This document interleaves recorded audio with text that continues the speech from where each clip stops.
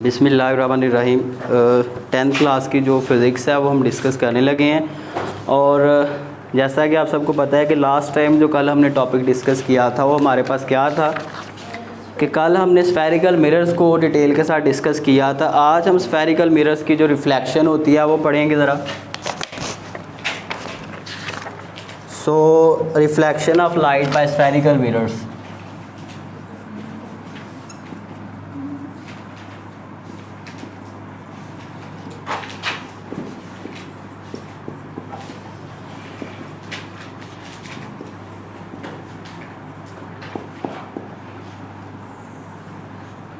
ठीक है जी। तो सिंपल है, आपको पता है कि जो हमारे पास कनकेव मिरर होता है उसकी इस तरह से होता है, इनर साइड उसकी रिफ्लेक्टिंग होती है।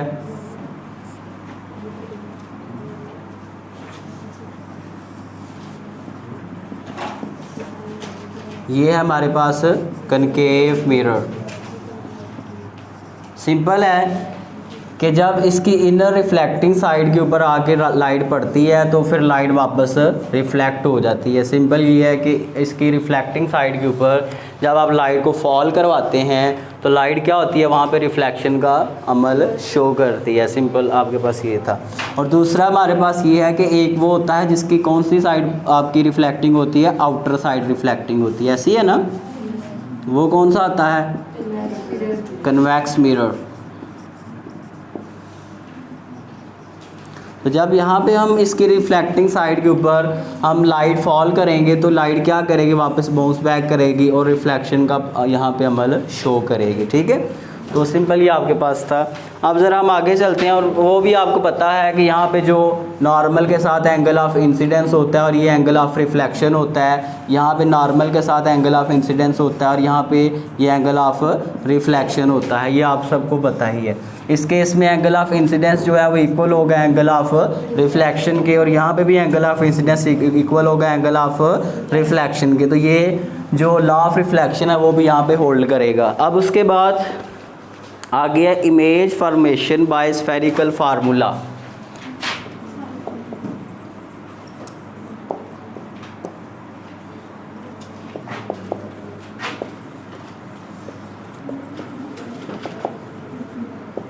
अब बेटा बात दरअसल ये है कि सपोज करें कि ये मेरे सामने एक मिरर है। ठीक है, आपने कभी मिरर देखा है, आईना देखा है कि नहीं। तो जब आप उस मिरर के करीब होते हैं, ये आप ऑब्जेक्ट हैं, आप एक ऑब्जेक्ट हैं जिसकी मिरर ने एक इमेज बनानी है। ठीक है, जब आप मिरर के करीब होते हैं तो आपका जो वहाँ पे तस्वीर बन रही होती है वो बड़ी होती है। जब आप दूर जाते हैं तो वो तस्वीर छोटी बन रही होती है, ऐसे है कि नहीं। तो हम देखेंगे कि अगर ऑब्जेक्ट को पास रखें तो इमेज का साइज़ किस तरह से बन रहा है, और अगर दूर रखें तो इमेज का साइज़ किस तरह से बन रहा है। यानी कि हम इमेज के साइज़, ऑब्जेक्ट के साइज़ और इसके अलावा जो आपके पास मिरर्स की फोकल लेंथ होती है उनके दरमियान एक रिलेशन कायम करेंगे। हम एक फार्मूला ड्राइव करेंगे, या फार्मूला ऑलरेडी ड्राइव्ड है आपकी बुक के अंदर। एक फार्मूला यूज़ करेंगे, फार्मूला पढ़ेंगे, जिसकी मदद से हम क्या करेंगे, अपने प्रॉब्लम सॉल्व करके बताएंगे कि भाई अगर ऑब्जेक्ट इतने डिस्टेंस पे होगा तब इमेज किस साइज़ की होगी, अगर इतने डिस्टेंस पे होगा तब कितने साइज़ की होगी। यानी कि इनके दरमियान हम रिलेशन अभी पढ़ेंगे। ठीक हो गया। तो एक फार्मूला होता है हमारे पास जिस फार्मूले की मदद से हम बताते हैं कि आपकी जो इमेज का साइज़ या आपके ऑब्जेक्ट का साइज़ किस तरह से वेरी करेगा, उसको बेटा कहते हैं मिरर फार्मूला। ये आपने अच्छे से याद करना है। तो ये होता है कि 1/f is equal to 1/p plus 1/q। अब इसमें p क्या है, q क्या है, वो ज़रा मैं आपको बता दूं। ये हमारे पास एक मिरर है, चले जौन सा भी मिरर है, ये आपके पास कनकेव है। यहाँ पे ये एक ऑब्जेक्ट पड़ा हुआ है। ठीक हो गया बेटा, याद रखिएगा ऑब्जेक्ट का जो डिस्टेंस होगा आपका मिरर तक, उसको आप बेटा कहेंगे p। क्या कहेंगे, p। ठीक हो गया। और जहाँ पे आके आपकी इमेज बनेगी, ये लाइट गई पे हम कहते हैं ये गई और ये आके यहाँ पे बनी है इमेज कहीं। ये आपकी बन रही है तस्वीर। तो तस्वीर का जो फासला होता है उसको बेटा क्यू से ज़ाहिर करते हैं। किससे ज़ाहिर करते हैं? क्यू से। यानी कि जो ऑब्जेक्ट डिस्टेंस होता है, जिस जिस्म की तस्वीर बना रहे हैं उसको ज़ाहिर करते हैं पी से, और जो इमेज बन रही है, तस्वीर बन रही है, उसका जो डिस्टेंस है उसको आप ज़ाहिर करेंगे क्यू से। और उसके बाद जो आपके मिरर की फोकल लेंथ होती है उसको आप किससे ज़ाहिर करते हैं? एफ से। क्लियर है जी? तो हम देखेंगे कि जब ऑब्जेक्ट यानी कि पी डिस्टेंस आगे पीछे हो रहा है, कम ज़्यादा हो रहा है, तब क्यू के ऊपर क्या फ़र्क पड़ रहा है। समझ आ गई नहीं? एफ़ ज़्यादा कम कर रहे हैं तब क्या फ़र्क पड़ा। तो इन तीनों के दरमियान हम एक रिलेशन अभी कायम करेंगे। देखें भाई, इनको फिर पढ़ेंगे अभी हम। तो ये फार्मूला ऐसा है, मिरर फार्मूला, जो हमें बताएगा कि आपकी फोकल लेंथ वेरी करेगी या ऑब्जेक्ट डिस्टेंस वेरी करेगा तो फिर एक दूसरे के ऊपर इनका क्या असर होगा। ठीक है, तो इस फार्मूले से हम पढ़ेंगे। अब ज़रा इसकी साइन कन्वेंशन हम थोड़ी पढ़ते हैं। वो क्या होती हैं वो भी पढ़ते हैं, साइन कन्वेंशन यानी कि मरवजा, इनकी अलामात। अब वो क्या है? अब बेटा याद रखना आपने, अगर तो ऑब्जेक्ट यानी कि वो हम कह लें, अगर तो मिरर की फ्रंट साइड पे होगा, मिरर के आगे है, तो उसको कहते हैं रियल ऑब्जेक्ट। क्या कहते हैं? हकीकी ऑब्जेक्ट, हकीकी जिस्म। ठीक है, तो अगर तो कोई जिस्म मिरर की फ्रंट साइड पे पड़ा होगा तो उसको कहा जाएगा बेटा, उसके डिस्टेंस को पी तो हम कहेंगे, और उस ऑब्जेक्ट को हम कहेंगे रियल ऑब्जेक्ट। क्या कहेंगे? ठीक हो गया भाई। उसके लिए जो पी आएगा वो पॉजिटिव आएगा। क्या आएगा? पॉजिटिव पी आएगा। ठीक है, यानी कि उसके पी की जो भी वैल्यू होगी वो हम किस पॉजिटिव लिखेंगे। किस तरह से लिखेंगे? पॉजिटिव। ठीक है, मिसाल के तौर पे ये मैंने लिखा है। और क्यू, पी के बारे में एक और बता दें, तो अगर तो पी हो वर्चुअल ऑब्जेक्ट, आवाज़ ना आए भाई, वर्चुअल ऑब्जेक्ट से मुराद बताता हूँ क्या होता है। तो उस केस में आप माइनस पी यूज़ करेंगे। क्या यूज़ करेंगे? ये वर्चुअल ऑब्जेक्ट से क्या मुराद है? ऐसे भी तो हो सकता है कि ऑब्जेक्ट मिरर के आगे पड़े होने के बजाय पीछे पड़ा हो, इधर कहीं पड़ा हो, पीछे बैक साइड पे। तो ऑब्जेक्ट अगर बिहाइंड द मिरर होगा, मिरर के पीछे होगा, तो उसको बेटा कहते हैं वर्चुअल ऑब्जेक्ट। क्या कहते हैं? Virtual object. तो अगर तो ऑब्जेक्ट आपका वर्चुअल होगा तो उस केस में उसके साथ क्या आएगा? माइनस पी आएगा। क्लियर है ये बात? यानी कि उसकी वैल्यू जो भी होगी, अगर वो आपको कहीं प्रॉब्लम में कह रहा है कि an object is placed behind the mirror, तो उसका पी की जो वैल्यू होगी वो आप किस तरह यूज़ करेंगे? माइनस में यूज़ करेंगे। क्लियर है? क्लियर है जी? ये इसमें से न्यूमेरिकल आना है पेपर में, इसलिए ये साइन कन्वेंशन अच्छे से आपको पता होना बहुत ज़रूरी है, वरना न्यूमेरिकल गलत हो जाता है। ठीक है जी? अब ज़रा हम चलते हैं इमेज के डिस्टेंस की तरफ, जिसको आप क्यू कहते हैं। क्यू ही कहते हैं ना इमेज के डिस्टेंस को। तो अब बेटा उसके बाद ज़रा देखते हैं क्यू जो है for real image. Real image के लिए, ये रियल इमेज से मुराद ये है कि अगर आपकी जो पिक्चर है वो मिरर के फ्रंट साइड में बने, किधर बने? मिरर के आगे बने। ठीक है, तो उस केस में आप क्या कहेंगे? जो आपकी इमेज है वो पॉजिटिव है। समझ आ गई कि नहीं?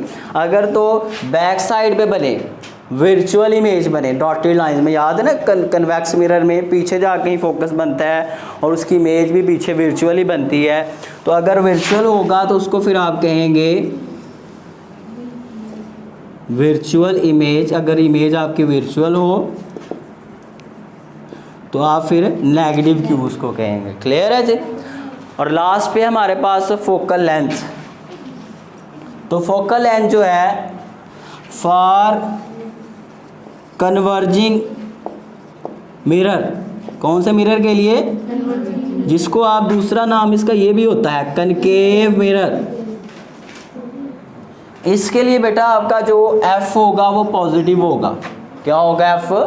आपको याद होगा जब मैंने फोकस पढ़ाया था तो कनकेव मिरर का फोकस रियल बना था। अगर फोकस रियल होगा तो वो पॉजिटिव होगा। क्या होगा? तो पॉजिटिव यानी कि रियल फोकस किस में होता है? कन्वर्जिंग मिरर में। कौन से मिरर में? कन्वर्जिंग में, जिसका दूसरा नाम कनकेव मिरर भी होता है। ठीक है, अब हम जाने लगे हैं दूसरे मिरर के लिए। अगर हमारे पास डाइवर्जिंग मिरर हो, कौन सा मिरर हो? डाइवर्जिंग मिरर हो, इसको उर्दू में भी यही कहते हैं, जिसका नाम क्या आता है? Convex mirror. कौन सा आता है? Convex mirror. अगर कन्वेक्स मिरर होगा तो उसका आपको पता है फोकस क्या बनेगा? वर्चुअल। और वर्चुअल बनेगा तो हम उसको नेगेटिव लिखेंगे। समझ आ गई कि नहीं? तो ये हमारे पास थोड़ा सा टॉपिक हमने आज डिस्कस किए हैं। एक तो रिफ्लेक्शन पढ़ी है हमने, किस तरह से होती है मिरर्स के ऊपर लाइट की, और दूसरा हमने मिरर फार्मूला पढ़ा है, और तीसरा हमने थोड़ा सा इसकी साइन कन्वेंशंस पढ़ी हैं। ठीक है, और आज मैं एक आपको एग्जांपल भी करवा देता हूँ। एक्टिविटी आप नहीं करेंगे, एग्जांपल नंबर 12.2 मैं करवा देता हूँ, 12.2 और 12.1 आप खुद करेंगे। ठीक है, अभी आप ये एक एग्जांपल करेंगे तो ये साइन कन्वेंशंस का यूज़ आपको पता चल जाएगा।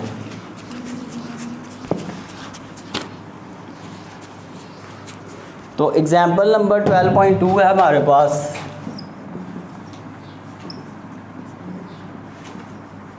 वो हमारे पास क्या होती है बेटा जी? कह रहा है an object is placed 6 centimetre in front of a concave mirror. देखिए उसने बता दिया है कि एक ऑब्जेक्ट है वो एक कनकेव मिरर के आगे पड़ा हुआ है। फ्रंट का मतलब क्या होता है? आगे पड़ा हुआ। और कितने फासले पे पड़ा हुआ है? 6 सेंटीमीटर के फासले पे पड़ा हुआ है। तो डाटा लिखते हैं भाई। आपको पता है कि ऑब्जेक्ट डिस्टेंस को आप किससे डिनोट करते हैं? P से। फ्रंट साइड पे पड़ा यानी कि वो रियल ऑब्जेक्ट है, तो रियल के लिए आप प्लस लेते हैं, पॉजिटिव लेते हैं, अभी बताया। और कितने डिस्टेंस पे है? 6 सेंटीमीटर पे। तो ये प्लस आप ना भी डालें तो वैसे ही प्लस होता है। ठीक है, उसके बाद आगे क्या कह रहा है? That has a focal length 10 centimetre. और उस मिरर की फोकल लेंथ कितनी है? 10 सेंटीमीटर। अब ये फोकल लेंथ प्लस में होगी या माइनस में होगी? प्लस में होगी, क्योंकि उसने ऊपर कौन सा मिरर कहा है? Concave mirror. कनकेव मिरर यहाँ पे देखें भाई, कहाँ पे है? ये कनकेव का एफ किस में था? समझ आ गई कि नहीं? ध्यान से। तो उसके बाद आगे क्या कह रहा है? कह रहा है determine the location of the image. बताएं कि इमेज कितने डिस्टेंस पे बन रही है, या फिर इमेज कहाँ पे बन रही है। ठीक है, तो सिंपल सॉल्यूशन आप जानते हैं भाई कि 1/f is equal to 1/p plus 1/q। ठीक है, अब याद रखिएगा q का आप डायरेक्ट फार्मूला यूज़ करेंगे, वो इसी के बेटा एलसीएम वगैरह लेके आता है। मैं वो डायरेक्ट आपको लिखवा देता हूँ, आप उसी में वैल्यूज़ पुट करेंगे। q is equal to fp/p minus f। ठीक है, इस तरह से याद रखेंगे कि जो आपने फाइंड करना है वो इस साइड पे नहीं आएगा फार्मूले में। ठीक है, और याद रखिएगा हमेशा f माइनस होगा। f क्या होगा? माइनस। ठीक है, अब इसमें वैल्यूज पुट कर दें।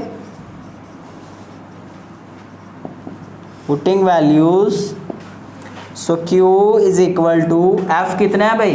10 सेंटीमीटर। तो सेंटीमीटर को यूनिट ना लिखे, मल्टीप्लाई p कितना है? 6 डिवाइडेड बाय, नीचे आ रहा है p पहले आ रहा है 6 है आपके पास p 6, और उसके बाद माइनस है बीच में, कहाँ पे? ये माइनस। और उसके बाद फार्मूले में क्या आ रहा है? f। तो f कितना है? 10। तो आ गया ऊपर 60, नीचे क्या आ गया है? -4। क्या आंसर आ गया? -15 सेंटीमीटर।